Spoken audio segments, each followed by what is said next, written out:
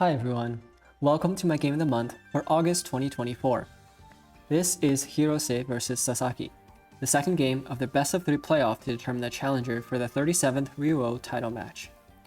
Playing Sente is Hirose Akihito, ranked 9 dan, and playing Gote is Sasaki Yūki, ranked 8 dan. Hirose is a former Ryuo title holder who most recently challenged Fuji Sota for the Ryuo title in 2022.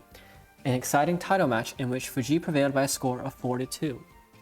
Sasaki has yet to appear in a title match, but after winning Game 1 of the playoff, he is one step away from his first title challenge. This game begins with pawn to 6, pawn to 8-4, pawn to 5, pawn to 8-5, gold to 7-8. It's the Aigakari opening, and the Joseki in this game is regularly used by professional players.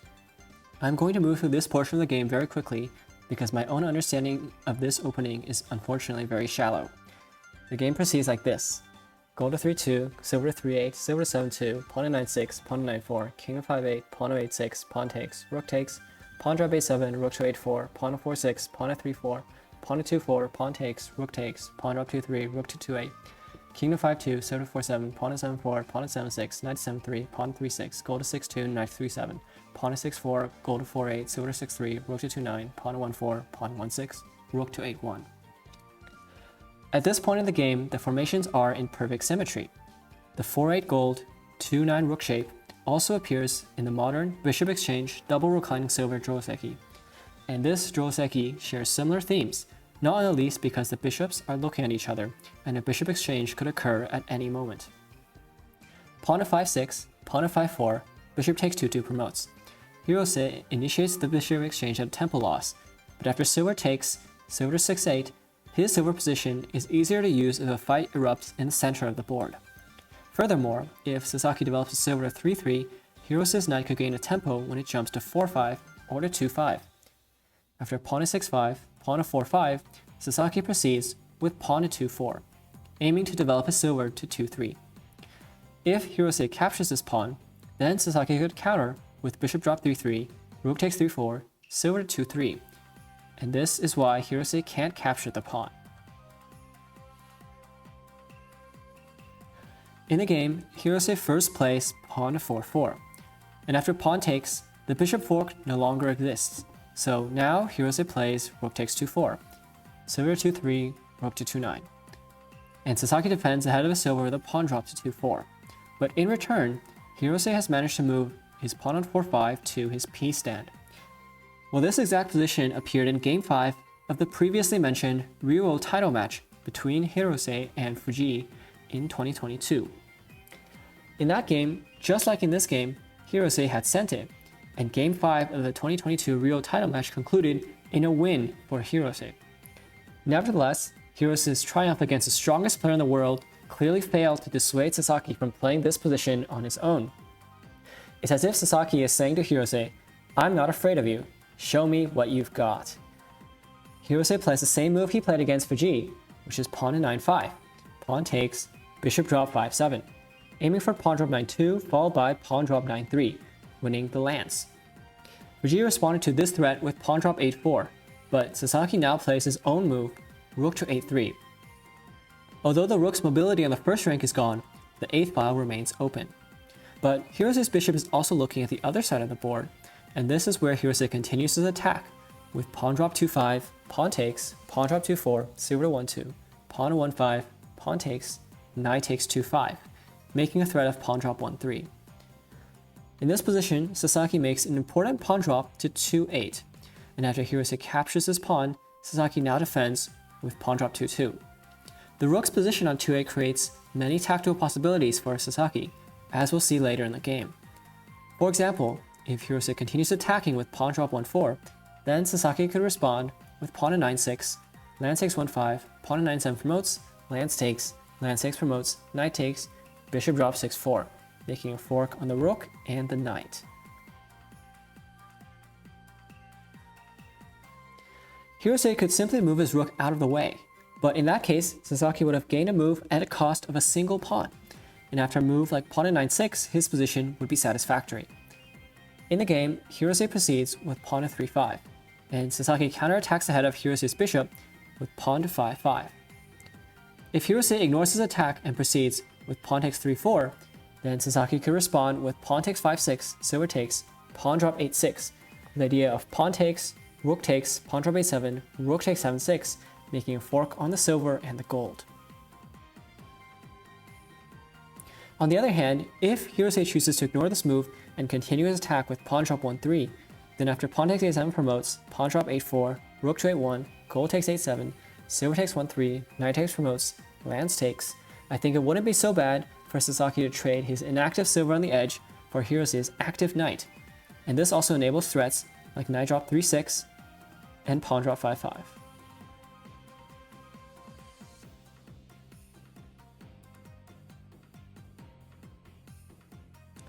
In the game, Hirose decides to capture this pawn. And after pawn drop 5-6, silver takes, if Sasaki now plays pawn drop 8-6, then Hirose could once again ignore this pawn drop. And after pawn takes 3-4, pawn takes 8-7 promotes, pawn drop 8-4, rook to 8-1, gold takes 8-7, the position would be more favorable for Hirose compared to the previous variation, with Sasaki facing a potential pawn shortage and Hirose enjoying a nice foothold on 5-5. In the game, Sasaki fights back with knight to 3-3, and after knight takes promotes, gold takes, because of the threat of the knight fork, Hirose withdraws his rook to 2-9, which also neutralizes the possibility of pawn to 8-6. On the other hand, this gives Sasaki the chance to play pawn takes 3-5. In this position, there may have been a chance to play knight drop 5-4, gold to 7-2, pawn drop 3-4, and if gold to 4-3, then pawn drop 4-5. Whereas after gold takes, pawn drop 1-3, silver takes, pawn 2-3 promotes, pawn takes, although rook takes 2-3 is not possible because of bishop drop 1-4, there appears to be a tesuji with pawn drop 4-3, and after this sequence, Hirose would have the upper hand.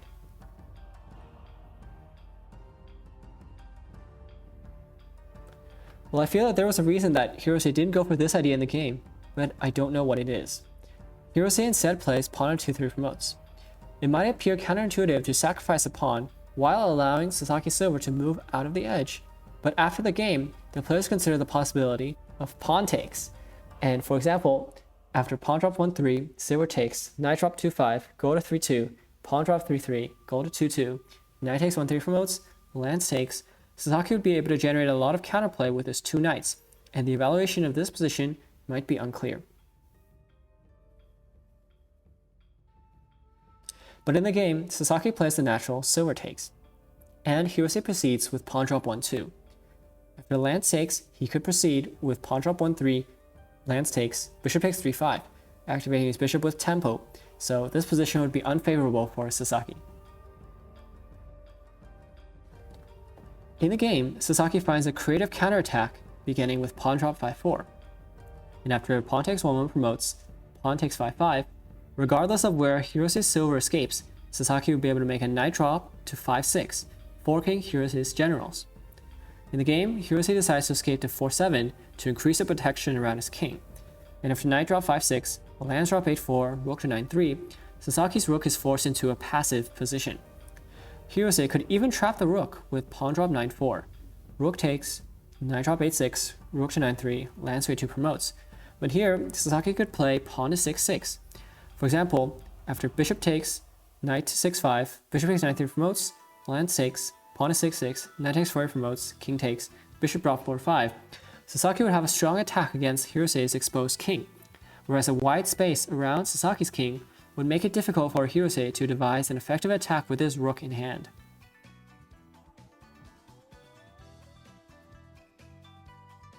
In the game, Hirose once again switches to the other side of the board with the king to 1-2. Making use of his material advantage to control the fight over both flanks of the board. Nevertheless, Sasaki has some compensation in his control over the center of the board, which is big because it simultaneously increases his own king safety while putting pressure against the head of Hirose's king. Now Sasaki proceeds with pawn drop 8-8, luring the gold away after gold takes, and he finally cashes in on his knight fork, capturing the silver on 6-8. If Hirose captures with his king, Sasaki can make a silver drop to 5-6, so instead Hirose responds with bishop takes. And after thinning out Hirose's defense, Sasaki now goes for the head of Hirose's bishop with pawn to 6-6, pawn takes, silver drop 5-6, with the threat of bishop drops 6-7. Even after silver takes, pawn takes, Sasaki's pressure at the head of Hirose's king remains very dangerous. For example, after pawn drop 5-3, gold takes, silver drop 8-2, Sasaki could clear off the pieces with silver drop 5-7, gold takes, pawn takes promotes, king takes, pawn drop 5-6, and Hirose would be forced to sacrifice a major piece wherever his king escapes, either his bishop or his rook, so Sasaki's attack would be very fast.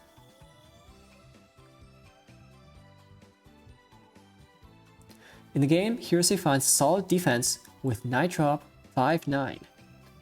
With only a bishop and a silver, Sasaki's attacking forces are not enough. He tries to Sasaki another piece with a spectacular knight jump to 6-5.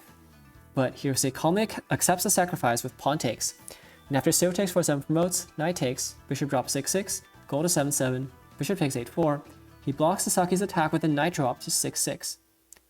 Hirose's knights are not just protecting his king, but are also able to participate in the attack against Sasaki's king, and the game appears to be finally turning in his favor. Sasaki makes a pawn drop to 6-7, and after gold takes he would have silver drop 5-6, but Hirose calmly escapes to 3-5, and now Sasaki prepares to activate his idle rook with rook to 8-3, aiming for bishop takes 6-6. The stage is now set for a decisive endgame, and although Hirose's position appears promising, a single mistake for either player could be instantly fatal. Hirose gets the initiative now, and he finally breaks through Sasaki's control over the center with pawn drop 5-3, gold takes, pawn drop 5-4, silver takes, knight drop 6-4, gold takes, pawn takes, and Sasaki strikes back with knight drop 5-6. The position has become so difficult that even in their post-game discussion, the players were unable to receive a conclusive evaluation. There is one possibility in silver drop 7-2, but after bishop takes 6-6, gold takes, rook takes a7 promotes, Hirose's king would be in a threat mate starting with dragon to 7-8, but Sasaki's king would also be in a great danger after pawn to 6-3 promotes. This does not remove the threat mate of dragon to 7-8, but if Sasaki's king escapes at 4-1, then gold drop 5-2 leads to checkmate.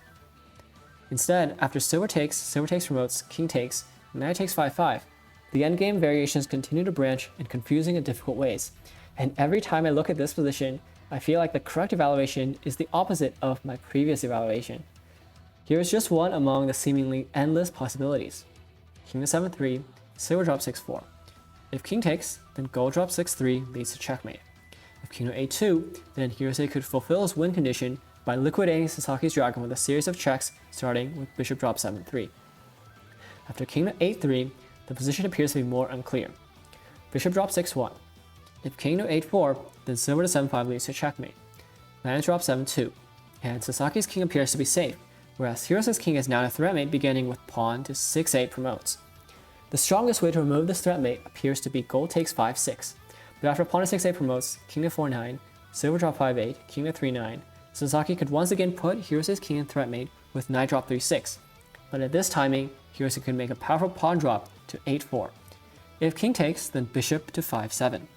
The key idea is to block Sasaki's dragon on the 7th rank with a check to remove the threat mate on Hirose's king. Dragon takes. Now there is no longer a threat mate on Hirose's king. Rook takes 2-3 promotes, making a threat mate on Sasaki's king beginning with bishop takes 7-2 promotes, but after dragon takes 8-9, pawn drop 4-9, silver takes promotes, king to 3-8, promoted silver takes 4-8, king to 3-7, Hirose's king appears to be in no mate, thanks to the protection of his major pieces. Sasaki could continue giving checks, but he could also capture Hirose's dragon with pawn takes 2-3. And after bishop takes 7-2 promotes, king to 8-4, silver drop 7-5, pawn takes, silver takes, king to 8-5, gold drop 8-6, dragon takes, silver takes, king takes, bishop takes 6-8, king to 8-7, I think that Sasaki's king would survive. So this variation appears to be winning for Sasaki.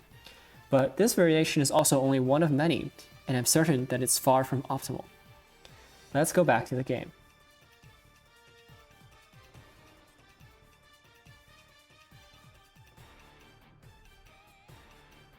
In this position, Hirose's next move is silver drop 6-3. But after silver takes, pawn takes promotes, rook takes, Hirose doesn't appear to have many good options. If silver drop 5-4, then the rook can escape to 8-3. In the game, Hirose plays pawn drop 5-3, king to 6-2, knight takes 5-5. But Sasaki responds with knight takes 4-8 promotes, king takes, rook takes 6-6. and gold drop 6-3 is not possible because rook takes 6-3 is a counter check. Therefore, Hirose has no option but to play gold takes, bishop takes, knight drop 5-7, and now Sasaki captures the important knight on 5-5 with his bishop, making a threat mate of gold drop 3-7. Hirose continues resisting with rook drop 4-2, and if Sasaki plays king takes 5-3, then his king would suddenly be checkmated after knight to 4-5. If king takes 4-2, then gold drop 5-3. If king is 6-4, then rook to 6-2 promotes. If lance drop 6-3, then pawn drop 6-5. Whereas after gold drop 6-3, one possible mating line would be gold drop 6-5, king takes, dragon takes 6-3, gold drop 6-4, silver drop 5-4, king takes 7-6, gold drop 8-6, king to 6-6, dragon takes 6-4, bishop takes, gold drop 6-5, king to 5-6, rook to 5-9, and checkmate.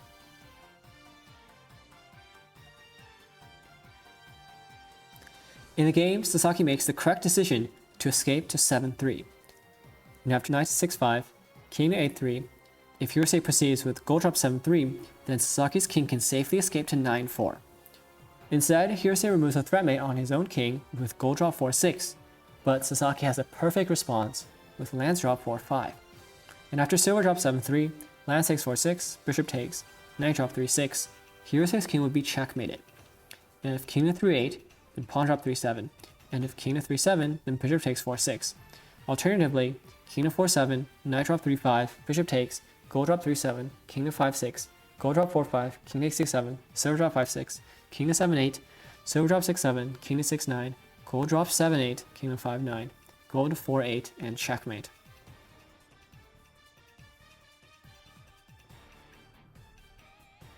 So in this position, Hirose resigns the game.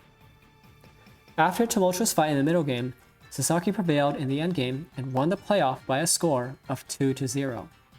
With this win, Sasaki won the right to challenge for G in the 37th Ryo title match. Thank you for watching.